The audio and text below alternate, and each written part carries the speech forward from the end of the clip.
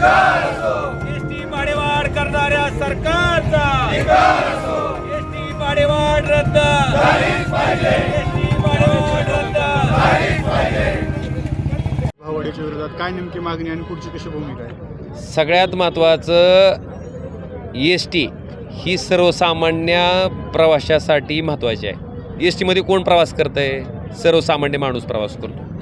मला वाटतं अशा परिस्थितीमध्ये सर्वसामान्य माणसाचा किस्सा कापायचं काम जर सरकारच्या माध्यमातून होत असेल तर मला वाटतं तिथं कुठंतरी आवाज उठवणं गरजेचं आहे. आणि त्याच भूमिकेतनं शिवसेना उद्धव बाळासाहेब ठाकरे पक्षाच्या वतीनं हे चक्काजाम आंदोलन केलं आहे.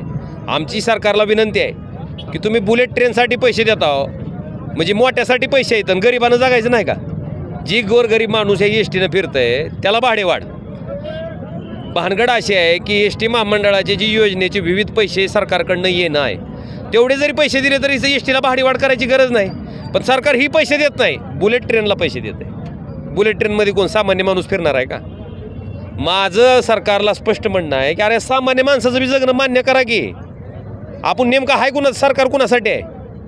बुलेट ट्रेनमध्ये बसणाऱ्या फिरणाऱ्या लोकांसाठी आहे का सामान्य लोकांसाठी आहे? मला वाटतं ह्याचा निषेध एस टीची जी भाडेवाढ केलेली आहे त्याच्या निषेधार्थ आणि ती भाडेवाढ मागं घ्यावी ह्या भूमिकेतनं उद्धव बाळासाहेब ठाकरे पक्षाच्या वतीनं हे आंदोलन या ठिकाणी केलं. ओमराजे निंबाळकर ही माणूस कसा आहे ही महाराष्ट्राला माहिती आहे. त्याच्यामुळं माझ्या भूमिकेबद्दल कुठलीही शंका घ्यायचं काही कारण नाही. आम्ही जिथं आहोत तिथं खुट्टा राहून चांगलं मजबूत उभे आहोत, काय काळजी करू नका. सगळ्यात महत्त्वाचं आपल्या माहितीसाठी मला सांगायचं आहे की हिंदू हृदय सम्राट शिवसेना प्रमुख बाळासाहेब ठाकरे, पक्षप्रमुख उद्धवजी ठाकरे साहेब ह्यांनी मला एकदा आमदार दोनदा खासदार व्हायची संधी त्यांच्यामुळे मिळालेली आहे. आणि आज ठीक आहे संकटाचा काळ आहे, संघर्षाचा काळ आहे आणि अशा संकटाच्या संघर्षाच्या परिस्थितीमध्ये त्यांच्यासोबत राहणं मला वाटतं आमचं कर्तव्य आहे आणि आम्ही सोबत आहेत. आणि त्याच्या पुढं जाऊन मला आपल्याला सांगायचं आहे की हा जो जिल्हा आहे धाराशिव, हा जिल्हा भाई उद्धवराव दादांनी कधी काळी ह्या जिल्ह्याचे आमदार म्हणून या तालुक्याचे आमदार म्हणून नेतृत्व केलेलं आहे. भाई उद्धवराव दादांच्या बाबतीतली एक घटनेची मला परत तुम्हाला उजळणी करून द्यायची की उद्धवराव दादा विरोधी पक्ष नेते होते, चव्हाणसाहेब केंद्रात गेले आणि केंद्रात गेल्याच्या नंतर इथं मुख्यमंत्रीपद तुम्ही व्हा म्हणून त्या ठिकाणी सांगितलं गेलं होतं. उद्धवराव दादांना तशी गळ घातली गेली होती, पण उद्धवराव दादांनी अतिशय मनमरपणे नकार दिला, म्हणजे मुख्यमंत्रीपदावर लाथ मारली त्यांनी. मला वाटतं त्या उद्धवराव ज्या उद्धवराव दादांनी ह्या जिल्ह्याचं नेतृत्व केलं आहे त्या जिल्ह्यातनं आम्ही येतो आहे.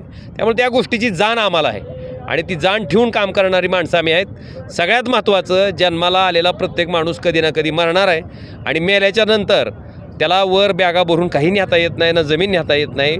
माणूस मेल्यानंतर त्या माणसाचं शिल्लक काय राहतं तर फक्त नाव आणि काम राहतंय आणि ते नाव आणि काम जपायचं काम आम्ही नक्की करू. ओमराजेंना गळ घातली जाते कोणाला काय तुमचा निर्णय तुम्हाला शिंदे गटाकडनं ही त्यांना का ज्यांनी तुम्हाला म्हणले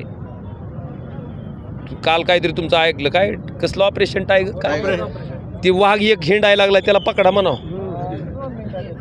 त्या यवतमाळमधून आलाय ती लागले हिंडायला इकडं, त्याला पकडा म्हणाव, ती टायगर ऑपरेशन करा. 2 बिबटे बी फिरायला लागले त्याचं बघा म्हणाव काय करायचं ती. त्यामुळं आणि सगळ्यात महत्त्वाचं ज्यांनी एक बातमी तुम्ही लक्षात घ्यायला पाहिजे, ज्यावेळेस उदय सामंतांची चर्चा चालू झाली की त्यांना मुख्यमंत्री उपमुख्यमंत्री करणार आहेत आणि शिंदे गटात फूट पडणार आहेत, त्याच्यानंतर ही बातमी फिरली गेली. ती चर्चा कुठेतरी बंद व्हावी म्हणून. आपल्याशी कोणी संपर्क साधलाय का आतापर्यंत? कारण मागच्या बी वेळेस संपर्क असेल किंवा आता आपल्याशी कोण संपर्कात आहे? अजून तर कोण नाही आलेलं संपर्कात. झाला संपर्क तुम्हाला कळवतो. नाही झालं.